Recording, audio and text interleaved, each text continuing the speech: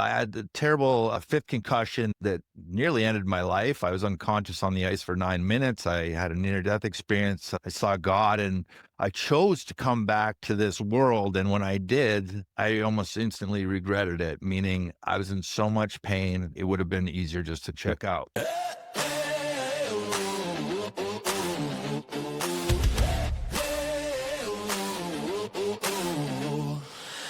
Leaning closer. This is your time. Hit record on your crooked life. What's your story? Hey, say the words out loud. Mike and Scott gonna crack that crowd. What's your story? Hey, turn it up, let's go. Every voice, every scar, every road. What's your story? Mike and Scott.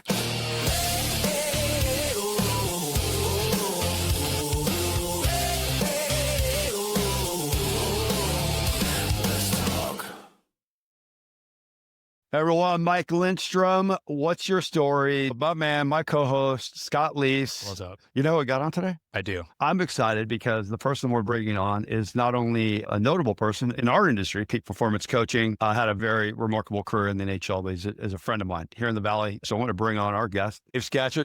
Scatch, I don't know, we've got different names. Everybody calls me Skatch. It's okay. And we met actually on a golf course face-to-face, but I want to hear from you with your version. What's your story? Like my story, my person. Whatever you want to start with. I was a small town kid from Canada. My dad was a coal miner. We had 6,000 people in my town of Hinton, Alberta. I had these crazy dreams of playing in the NHL. And there was nothing to do because everything was frozen. So we learned how to skate, and we'd skate on the ponds and we'd skate on the outdoor rinks. And I became obsessed with it. And we had the Edmonton Oilers to watch. So they had Mark Messier and Wayne Gretzky. And they were these young, high-flying teams that were new to the NHL. And I was a kid that just started watching hockey, and my dad never played. Like I said, he worked in the coal mines. He was a PE teacher before that. One brother, one sister. But I had this obsession with trying to figure out how I could make it to the NHL, and nobody should have really bound me. We played single A hockey. We had one team. There was no tryout. Everybody made the team. And to go to the places that I ended up going later in my life and my career and hang out with the people and the rock stars and the movie stars and doing all these incredible adventures, I literally pinch myself sometimes. And I'm like, how did that happen? Like, really? And towards the end of my career, we'll get to that later, but I had a terrible fifth concussion that nearly ended my life. I was unconscious on the ice for 9 minutes. I had a near-death experience. I saw God, and I chose to come back to this world. And when I did, I almost instantly regretted it, meaning I was in so much pain and my brain was just so broken that I couldn't speak properly. I couldn't walk properly. I couldn't exercise. I was in so much pain with these migraines that there was a time where I hate to even say the words, but it would have been easier just to check out. So I've had these weird low contrast to these high, massive, insane, spectacular events to back down into the tunnel of hell where I feel like my world's ending. And I've slowly had to learn how to rebuild this guy. And what am I about now? Because I don't have an identity. I'm not a hockey player. So what am I? What do I stand for? What matters to me the most? What message? Why am I here? I was at the Mayo Clinic for 3 years. They couldn't help me. They're like, sorry, you're just permanently disabled. And I'm like, what are you talking about? I'm 37 years old, 36 years old. I got another 50 years to go, hopefully. I can't live like this. And I started cursing at God and asking him why I'm being punished and all of these things. And I prayed for some miracles. I ended up hiring a life coach because I had all these properties and all these countries. And I had a photographic memory when I was young. And I had no memory when I was old. So I was worried I was going to blow everything that I just built, this little mini empire. And I hired a life coach, and he ended up being a Tony Robbins coach, but I didn't know Tony. I didn't really do his stuff. I think I did some stuff when I was a young kid on we all did one of his tape decks. Yes. But I did it backwards than a lot of people. And then he said, if you could get better, what's something that you'd like to do? And I said, I'd love to help kids. I love to help kids achieve their dreams and goals, but also I'd like to help anybody who wants to get out of this pain and this suffering. And he goes, well, Tony Robbins has got this leadership program that I think would be really incredible for you. And it's got a lot of psychology and pattern interrupts and removing your limiting beliefs and a lot of stuff that you probably have never really done. And I went down there and it was so crazy for me that I had trouble being in the room with all those people and lights and people jumping up and down. And I called my wife the first, what the hell is that? How's Tony? And I found out halfway through the day that Tony doesn't even do his own leadership program. He has other people teach it for him. So I painfully drove down to San Diego to get down there from Arizona, which is like a 5 or 6 hour drive. And I had to pull over to sleep twice because it was overwhelming for my brain. And I finally get there and then the guy doesn't even show up for his own event. And I was like so mad. Anyways, by the end of day one, I'm starting to like, some things are starting, the light bulbs are going off and I'm starting to like question a few things. And I'm like, well, I'm here. I might as well go all in and do all the stupid things, whatever. And I had, over the course of those 3 days, I had some real serious breakthroughs. And I had some messages from God that I was going to heal and that I was going to go and help others and I was going to go do all these other things. But I had a lot of work to do and that I wasn't being punished. I was being trained. And that was a complete perspective shift for me where I'm like, train for what? What's coming for you? And now, because of the contrast that I've had in my life, these super highs and super lows, no matter where somebody comes to me as a coach now, I can completely relate to them. I know what that feels like when you're hopeless and you're desperate. And I know it when it feels like when you're trying to get to the next level. I know all of those feelings and those vibrations and those frequencies. So yeah, I dove into it head first. I was doing only private clients for a while, very successful with pro athletes. And then I helped my first businessman. But the principles that I was teaching my athletes actually worked for him and his business. And I had a little bit of a real estate background and my head was getting clear. And I was starting to think, and we did a 1031 exchange on one of his big realty properties and saved him a couple million in taxes and stuff. And we flipped him the other way. So he actually ended up with $1.5 million in his jeans instead of being bankrupt again. He went and told everyone else what I did. And then people were banging on my door for 5 years. Like I had never marketed like one time. And I was quite successful until COVID happened. And then I felt like God talking to me again, saying that I can't just keep this for the people that are paying me the big bucks. I got to share it with the world. Powerful, man. Yeah. I left Robbins in 01-ish, 2001. And that was that coaching model was being built right when I had left. So I knew the model that you went to. When you had told me about it, we were building that whole thing. I'm bummed that they didn't tell you about the Tony doesn't show up to the. Yeah. And me too. I think it was perfect, which it always is. Looking in hindsight, I find a lot of the things that might bother us or like, this is bad luck or that wasn't a big deal. But like when I got traded from Vancouver to New York, I went from this incredible team to this team that was in bankruptcy, that the owner was in jail for fraud and like the team sucked and all these things. And I'm like, why did I get stuck on the worst team in the NHL? Years later, I got the most ice time. I played the most. I met my wife in New York City. I was a leader and assistant captain on that team. It let me develop as a player, and which would not have happened if I was in Vancouver. We can all look back. We all had that one person, maybe a boyfriend or girlfriend, and you're like, oh, I thought she was the one. And then like years later, you're like, thank goodness.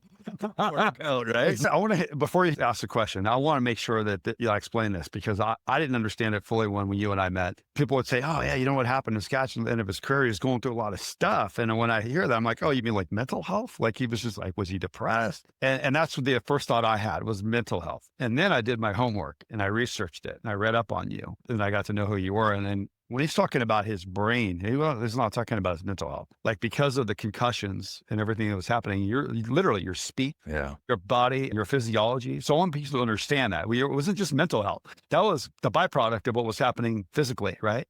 Correct. But imagine like you feel like you're like a Lamborghini or Ferrari and you're ripping down the freeway and everything's going great. And then you have this terrible accident and you're on the side of the road and you have all these gears and you used to be able to use them and then nothing works. The ignition's not even starting and you're just sitting there and everything's going whizzing by you and nobody's helping you.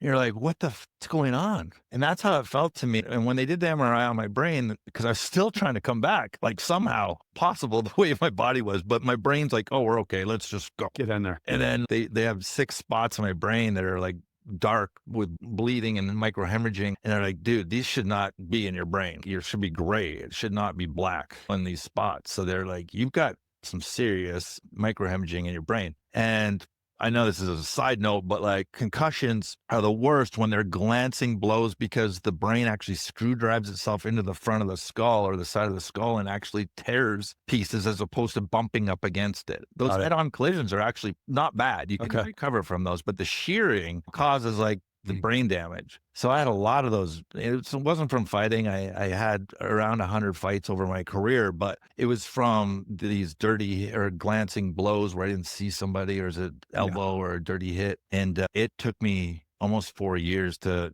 come out of the darkness that I was in. And I could sit here and talk about the contrast, but I feel like I want to talk about some of the things that helped get me out of that. That's what we want to hear about. Yeah, that's good. I'm thinking of two friends that I have specifically who have crippling repeat migraines over and over. And so I'm just sitting here thinking, I wonder what Dave's experience was in the healing process and what can I pass on potentially to them? So talk a little bit about some of the things that you tried, experimented with. I'm sure you went down the rabbit hole as deep as it possibly goes. I literally traveled around the world, and I have to give Tony a lot of credit. Tony really introduced me to a lot of the most incredible people, investing different monks, energy workers, coaches, speakers, eaters, healers. And he would be like, Dave, you should meet. And I would go and I'd meet and I'd just stroke checks. And I'm like, all right, because what am I going to do if I just keep stuck in this state? I have to, and this is going to lead us to where we're going to go later, but I had to find a different frequency because the frequency that I was vibrating at had no healing energy in it. It had no alignment. I was misaligned. Lost my identity. I had no purpose. The frequency that I was vibrating at would have never healed. And when I did have one of my first miracles, I removed all this armor. Okay. Cause I would walk around 3 or 4 years later feeling like I'm going to get smoked again from like life. A car's going to hit me or something. Always bracing for impact. I always felt like I was like I don't know if that's hypertension. I don't know what it is, but I always felt like something is just, I believe that when the accident happened, the brain went from, oh, let's thrive to, whoa, let's survive and let's keep you alive. Even if it's barely alive, we're going to keep your heart beating. You're going to keep you breathing. We're probably not going to do a bunch of stuff right now. And I'm like a young man. And I said, something's got to shift. And I started removing this armor and like removing this protection that I'd built around myself over my career. And this is a next level advance. And it's not really a 2-minute conversation, but what I teach is if you look at how many times you've been imprinted on from a parent, from a coach, from a teacher, from a pastor, from a good boy would never do that. Oh, geez, I didn't know. I'm just being a kid. Hey, don't do that. That's rude. Oh, okay, sorry. And you start to turn off all these pieces of yourself. Oh, I put my heart out there and a girl broke it. I'm never going to do that. I'm going to keep a little bit for me just in case, because that almost ended me. It broke my heart. So people do this constantly over the course of time, and it stacks up all these layers and all these, it's almost like they become like a cellophane self. It's like another version of themselves that they'll put out there for the world, but the real self is still protecting itself, which isn't totally authentic. It becomes more inauthentic the more layers of armor that you put around yourself. The problem with that for me is I had so many layers. I moved away from home when I was just 15, turning 16. I was scared. I was homesick. I was severely bullied at school when I was a kid. The first time my dad spanked me is just jarring because my idol, my dad, was hurting me and I couldn't believe it. And it was for something that I didn't even do, which is like another story. You know, I'm lying, you know what I mean? So I'm like, well, if he started making me not this pure, authentic, aligned kid that like I literally spoke to God all the time when I was a little boy and stuff, and I had an invisible friend and stuff. I remember one time my dad was like, what are you doing? That's stupid. Stop doing that. And like, I remember saying, and who knows what that was, but it was real to me as a kid. And I turned that off and I'm like, hey, his name is Simon. I'm like, Simon, we can't be friends anymore. My dad's very mad. And my dad was tough on me. He was like an army dad. He was a coal miner. He was old school. He was fair for the most part, but there was some stuff that was like, looking back on it, messed me up. So anyways, the point being, I had all this armor on, and what if all of the blessings, all the healing, all the love, all the abundance, everything is trying to get to me, but I have so much protecting me that it can't get to me. And I started ripping off all this armor, like physically, get off me. And I'm like ripping these pieces off. And I could literally feel chunks of things, beliefs, values, stories, supposed truths, or how to be falling to the ground. And the whole rest of the class is done. This is a leadership. Yeah. The whole rest of the class is done. And I'm in the back and I'm having a freaking meltdown. I'm crying. I got snot bubbles everywhere. The girl trainer comes over. She's okay. I'm going to stay with you, but you got to stay in this thing. And I'm in my own world. When I play with the Islanders, we went down to ground zero after 9/11. And we didn't know what we were walking into. It was like a day or two after 9/11. Yeah. And we were going there to support our New York firemen or whatever. We got a bus that pulls up. And it was so fresh that these guys hadn't slept. They're walking over this rubble. It's so hot, it starts to melt the bottom of my soles. Like there's shit burning underneath there. And these guys, like their masks are off now. Half these guys have died from cancer and stuff like nowadays. Yeah. And we're there to try to cheer them up. And we walk into this thing and all of us are like, whoa, there's not one word we can say to these guys right now. They are ghosts. Like their bodies are all dead underneath this building. They're trying to find bodies. It's impossible. Like they barely found anybody. And everybody was just crushed. But when I was removing that armor, it was like this rubble was just stacking up all around me. And I saw this light, the same light that I saw during my near-death experience. And I reached down and I moved some of this armor that I had removed, like the rubble, and I picked up this little boy, this little light, and this little David. And it was me as like a pure vessel, a pure version of myself. I said, like, man, I'm so sorry I had to bury you under all that stuff, but I don't know if you could have gone and done what we just did the last 20 something years, fighting all these monsters and like doing all this stuff. But I go, we're retired now. It's time that we get back on track. And I said, I'm scared, but you're going to be the leader now because you're the truth. You're the love, you're light. And it was terrifying because to have that much vulnerability after being like that hard or so long too, for so long, it's so uncomfortable. And I was so scared that I was going to get crushed by life because I had no armor on. It was the first time that I got back to my authentic self. And instantaneously, the second I locked that into place, I was just like washed and cleansed completely. And some of the pressure behind my right eyeball just released. Wow. And this whole side of my face starts to go purple. And it's draining down my neck like this. And the trainer's freaking out. She thinks I'm having an aneurysm. She's like, call 911. Yeah. And she's like, you okay? I'm like, yeah. I go, something just let go. I don't even know what it was, but I go, but it feels amazing. This side was still locked, but this side was starting to let go. And all this massive migraine, like I felt like an ice pick behind my eye for 3 years. It starts to let go and I'm like, oh, wow. And I just start crying. I go down on my knees and I'm just so grateful. And I'm like, man, can we do this? Can we go into the world like this now? Because it's really vulnerable. But the craziest part is I never had more success, happiness, love, money just falling into my lap without doing anything other than staying authentically aligned and tuning into whatever I was feeling and sharing that. And I'd share these stories with people and then it would happen to them while I'm sharing it. And because they see me being able to drop my guard, it gives them permission to go ahead and do the same thing. Bro, yeah. Thank you for sharing that, man. That's one of 20 of these things. And I don't always share them because they take a while to tell. But also, I think they're so impactful that it's a crime not to. And I think that vulnerability is a superpower. I do believe that. It's not just some Pollyanna reframe. The more vulnerable I've been with people, the better rapport I have, the more trust. Yeah. We sit there and talk about life and the issues that we talk about as men. How do you harness that now? So that's something that happened. It's a life experience. You take that superpower and you bring it into the coaching. Is that something that's just part of what you do as part of your strategy when you work with people one-to-one? That's not easy stuff, man. Yeah. And what's crazy is my favorites are up and coming athletes, entrepreneurs, entertainers. I love working with those people because they're self-driven and self-motivated. But because of my story, I find a lot of like really injured, broken, damaged people coming into my world, which I still have a calling to help. And some of my coaches are like, bro, stick with your favorite client, stick with your ideal client avatar, da, da, da. And I'm like, I know, but I got 87 of these people just sitting there going, can you help me, please? You know what I mean? So I've created some online programs, different things where I can direct them into that are affordable and can get the results. But also, whenever I have these in-person masterminds at my home, I've got a beautiful home here in Paradise Valley. It's like, the change is like permanent and visible and like life-changing. And even this morning, I was talking to one of my clients and she said, I helped her with something and I tried this new sort of philosophy that I've been working on.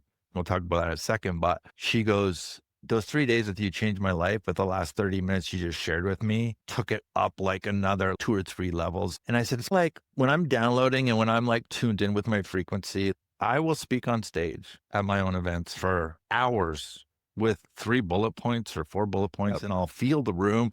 I'll read the room. I'll do interventions with people, and I just know what they need at that time, whether it's a story or a system or a lesson or whatever. But also what I'm realizing is that when people get in my frequency and I'm tuned in, right? If I'm lazy and I'm not doing my work, I vibrate much lower. But if I'm tuned in at my higher frequency, I can actually lift people up a level or two where they can start to feel and see things differently than they've ever seen them before. And it's something I'm really playing with. Like currently today, I started to create a new 10 module meditation course based on frequencies and harmonics. And literally I had the whole outline before I even came here today, but it was like gifted to me. And I'm just like writing as fast as I can. This has happened to me so many times. So even when I feel like, okay, I'm going to slow down the coaching, or I'm going to enjoy life, or I'm going to do whatever, God's like, hey, buddy, we need you. You're gonna always be hungry and feel like you're not doing enough, and you're always gonna be needed. So you're not. I will never retire, but I will also play with it and try different things, live events, online programs, one-on-one coaching, group coaching. And I'm playing around trying to figure out the perfect mix to help the most people, but also for me to have fun and enjoy doing it. But it can be like all consuming, as you know. And the one thing that I struggle with, and I relate to your story a ton, and I don't want to hog the mic, but I have very similar experiences actually. Yeah. Is that joy that you get from being tuned in like that. And then an even larger joy, I bet, in being able to help somebody else find that. Yeah. That to me becomes a high, and it's like a drug, and it's addicting. Yeah. And I want to stay there. Yeah. And when I'm not there, something feels wrong. Yeah. And something feels off, and I don't want to be there. Yes. And it's almost like a little bit of bipolar in a way, because you're experiencing, at least in my experience, I'm at the highest of high. Yes. I'm doing my life's purpose right now. This moment is exactly where I'm supposed to be. The impact is massive. Yes. And then I come way down and I'm like, what am I doing the dishes for? Or whatever some annoying thing is that's going on, some disruption. I shouldn't be here. And I struggle with ping-ponging back and forth. Yeah. So my question becomes, is that a normal experience in your mind? And how do you accept that up and down nature of it? So there's 3 things. So number 1, if you're called, you will always be hungry. You won't ever feel comfortable. Yep. Because you're chosen. Believe that 100%. Thank God you're hungry. Yep. Because we need you, right? Number 2, this is actually Donnie Epstein, one of Tony's guys, taught me this. There's energy poor, there's energy neutral, there's energy rich, and energy super rich. If I'm energy neutral, I can pull a poor guy up like half a step. If I'm energy rich, I can pull them up a full step. If I'm super rich, I can pull them up 2 steps just by being in my field. I've asked my one-on-one clients, you could hire anybody. You could, for what I charge, you could hire Tony, you could hire whatever. Not Tony, but a lot of people. I'm not cheap, but I'm good. And I believe that I'm one of the best. And it's like, why do people they don't do 1 year and then they're flying and they keep hiring me back. And they're like, you're the best investment that I've ever made. Yep. And they're like, every single time that I'm in your energy, things open up. I get an idea, or you give me a concept, or I just feel good in your energy. But like, as a marketer, how do I sell that? But if somebody comes to an event, they're like, I'm all in. What are you doing? I'm all in. And I've continually surveyed my clients and been like, what was it? Was it this? Was it the system? Was it this? And they're like, no, it's like the energy, the group, the energy, the vibe, which brings us to current day. Okay. I have been hooked in this last week, looking and dissecting on some of my most successful case studies of all my clients. We took one client from 650,000 to 6.5 million in 4 years. Well, what did we do with him? And a lot of it was trying to get more authentic, trying to remove some of the armor and the mask that are blocking the flow, but also to raise this frequency in different ways where, and I do this example at one of my events. So I'll crouch down behind a table and I'll say, what do you think that somebody with this level of frequency can see? Well, I can see the leg of the table or the curtain or whatever's there, but can they see the watch or the phone or the water or anything on top of that? No, but I can coach them and be like, oh, you guys do this. And they're like, dude, I don't even see that. What are you talking about? Yeah. What are you talking about? Frequency or heights or vibration? I don't get it. So it's as I can raise their level, they start to see all these things and be like, holy smokes, like, I see what you're talking about now. I can feel it. So how do you package that as a coach? And I started really thinking, what if it wasn't all the systems? And we talked about this just a second ago, but I could give you the winning blueprint to your business or your life or your health or your love Yeah, whatever. But I take the book, but I don't have the frequency. You can't even process what's in there because your frequency is so low. But what if I raise your frequency, raise your vibration, get you tuned in, get your antenna up where you're tuning into the energetic field and you're getting downloads, you're getting data, you're able to start mapping things out and seeing things from a different level. And I go, hey, check this out. Now I'm ready. Yeah. I see things completely different. Thank you. It's a completely different vibration. So we've all had clients that didn't do anything with us. And you're like, dude, I laid it out on a blueprint. Like I wrote a book. A child could follow this. But for that person, where they're at in this point of their life, it's not about the system in any way. It's completely about the frequency and the vibrational field that they're tuning into. That's such a smaller one that can't access anything in here. So why would we start with this, which most of us do, ram it down people's throats? Hey, this is the winning blueprint. We've all bought the programs online and we either don't finish them or we don't use them or they don't work. It's not the programs. Programs are actually pretty good, some of them. It's us. So what if my job is nothing more than to pay attention and tune in my frequency every single day? Mine started at 4 o'clock this morning. And today I took it to another level. I literally made a checklist of all of the things that I feel like absolutely tune me up to no other. There's a workout in there. There's hydration in there. There's some supplements in there. There's meditation. There's visualization. There's gratitude. It took me a couple hours to do this today, but I had a couple showings on my home the other day and I've been trying to sell this big 10,000 foot house for a while. And the markets have been a little weird lately and stuff. And I'm like, you know what? I'm leaving nothing to chance. If I just show up and hope I get the offer or whatever, it's 50-50. What if I make my field so big that I'm just humming, right? So I do this. The second that I'm done, I check the last box of the day. Okay, good job. And it was authentic. I wasn't rushing through it. I was really sitting in it. I was visualizing. I read affirmations about selling my house, 50 of them. The buyer is so excited to get into my beautiful home and I'm so excited to sell it to them. It's a win-win transaction. The second that I get done that, ring, hey, Sketch, we got an offer. I'm not joking. I'm not joking.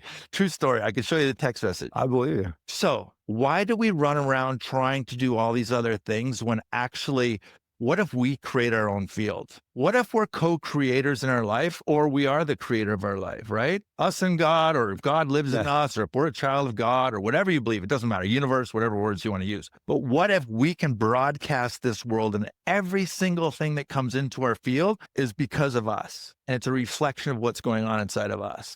And what if we have an angry person that keeps showing up, this asshole? Well, maybe there's a part of me that needs to express my anger because I'm Mr. Good Guy or nice guy all the time and stuff. And that's a piece of me. That's a color of my rainbow. That's a complete piece of my spectrum. So why on earth would I mute that and say, well, a good boy would never be mean? I've never snap or be frustrated or be an asshole. Sometimes I want to be one. I don't have to take it out on somebody, but I could go scream or hit a punching bag or rage a little bit and get it out of my system. And then I'm balanced and then I'm tuned in again. I'm like, all right, send me some data. What are we doing today? What's the most important? Where's the money at? Where's the client at? Who needs help? Where do I need to show up at?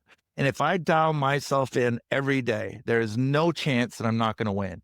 And I experimented with this at the World Series of Poker this year. I literally had days where I did absolutely nothing and my results were mediocre. And there were days when I did my whole routine and I cashed 5 out of 8 tournaments this year. I seem to be luckier. Yeah. I seem to get the front row parking. I seem to be in flow and glide 100% more when I'm like purposely doing it. But why don't we stay in it though? That's my struggle. Like when I get in flow, I think most people don't realize when they're dipping or building in like a check balance type of deal. Trust me, like I'm so high right now that I'm going to be buzzing till my kids' hockey practice is done at 10 o'clock. But there are times when I wouldn't do as heavy as I went today. I would do some, but then I need to reset after a couple coaching calls or something. I'm like, oh man, okay, I got to reload. And I would go through some of my processes and some of my energy exercises and some of my meditations. That reload part is the key part. I think because we can be at a high and then we have to do a couple things and they drain us. And most of us, once we get drained, we're like, oh shit, I got 5 other things I have to do. And we don't have that pause to reload, re-energize. Especially being givers, you have people drinking from you like all the time. And you don't want to say no to somebody. At the end of the day, you're like, I got nothing left. That's tough. You're right. I mean, and especially when you have cell phones and I mean, you have people, you and I have been sitting here for an hour. How many texts do you think we all have if we turn our phones on? I don't even want to tell us. And it's people that want something or need something. They want our energy, and that's what makes us want it more because we thrive off it. But it's tough, man. No, but to hear that you went through this, by the way, that story is incredible. But now you have a vision, right? That visualization of it. And now you can share that story with other people because people are going to have their own visual of what it might be. Like you can see as you described it, he's got this armor. Like I know what he means. I wouldn't call mine armor. It's something different visually, but you have that to be able to give to someone else because no matter what it is, everyone has an effing thing that they got to pull back and say, quit being that cellophane self, be your authentic self, rise to a high level of frequency, stay in flow and see what happens. It's tough, but we keep doing it. It's almost like when you see the reward that you want to do it every day. And I literally was writing down, I play poker as a hobby, but I'm pretty good at it and stuff. So I've just been popping into the casino just recently and I'm just tracking based off of my vibrational level. This week, for example, I think I had 5 wins and 1 loss. The only loss that I had was the day where I skipped out on a few things because I was busy. Like mental note, shouldn't have gone in that day. But I wrote it down, right? And I wasn't all in, and I didn't even really want to play. I was just testing it out, like scientifically. Honestly, it sounds funny, when you're talking about that. But it's, man, looking back, can you think of hockey games where you're like, 100%. oh, I had a hat trick this day. I was tuned in. I wrote about it in my book. Yeah, The Comeback, My Journey Through Heaven and Hell, which you can get on Amazon. Yeah, it's great. In that book, I talk about 2 hat tricks. I had 2 hat tricks in a month. And I felt like every time I was on the ice, I was going to score. And I was never the first line guy or the second line power play. Like I was like third line, fourth line guy, like for whatever reason. I started off as fighting a lot. And then I worked into my skills and got them better. But I never really got the breaks that some of the superstars did. But 2 hat tricks for a guy like me, that was pretty great. I led the team in goals that year. I had 27 goals in NHL. I was going to score every single game. But me and this kid named Jason Blake, he was an underdog. He was the hardest working guy on the ice along with me. And we just pushed each other. And together, our frequencies were just so much higher than the rest of the team the whole year long. Same year, I had a bonus for 20 goals. And this guy named Mary Strakowski, he had a bonus for 35 goals. And the team was terrible. So we were playing great, him and I, but the rest of the team wasn't very good. And he's like, hey, me and you, we're going to get our bonuses and we're going to go down to Miami and South Beach and we're just going to go crazy. But we're pushing each other. You better get your bonus. Otherwise, we both have to get the bonus. Otherwise, we don't go. Purpose. All right. And man, all year long, we push each other. This is a funny story. I think about it in the book. I got my 20th and the 21st with 3 or 4 games left to go. So I got my job done. And he needed 2 of the last game. And I think we were playing the Philadelphia Flyers or something. And we're out of playoffs. We're not going to playoffs. Yeah. I think we even lose the game. Okay. But he scores his second goal. He's got a $150,000 bonus. The team jumps on the ice like we won the Stanley Cup. We're throwing our gloves. Fans are like, what the hell? What are you up about? Lost the game. Well, we made it fun and we brought each other into each other's fields. I hear stories of Michael Jordan where he used to grab guys and bring them into his field and challenge them, right? And things like that. So I've never really given it as much credit as right now today as how I'm feeling. I showed up here today and I'm working on something. I could tell. And I'm buzzing about it because it makes all the sense. And I've had my clients testing it. And look, let's break down your habits, your routines. What gets you fired up? What are your best days you've ever had? What are the things that you do? What are you thinking? How are you eating? If I'm eating cleaner, if I'm drinking water, if I'm not drinking alcohol and I'm just like focused and I'm locked in, I'm getting my rest and I'm doing my stuff to raise my frequency, like I believe that like I'm unstoppable, but I'm also like creating everything around me from a higher place, higher level people, higher level interviews, higher level clients are finding me. I'm getting offers on my home, like you name it. I'm bringing this in. I'm in charge. I'm not a passenger or victim in this world. And I think so many people give themselves like that blame, or they give themselves a label that somebody gave them. Oh, I'm 80, like Mayo Clinic. Dave, you're permanently disabled. If I would have paused life right there and said, these are the smartest doctors in the world. Yep. They don't tapping out. They don't make a mistake. You wouldn't be here right now. I'm so unlucky. Yeah. Oh man, I was cruising until. All right. So we're going to finish with a couple things you're working on. 2 questions, simple ones, hopefully. The most badass, disciplined guy, you're like, okay, this guy plays a whole different level, surprise us or not. And the second question is toughest, like guy you wouldn't want to mess with. Cause I know you fought, man. You throw it down. Most disciplined. I think Connor McDavid, from what I've heard, I don't know him personally, but I've just heard he's just a robot. He is like an absolute all he cares about is hockey. He doesn't really let himself have fun unless he wins. He's so serious.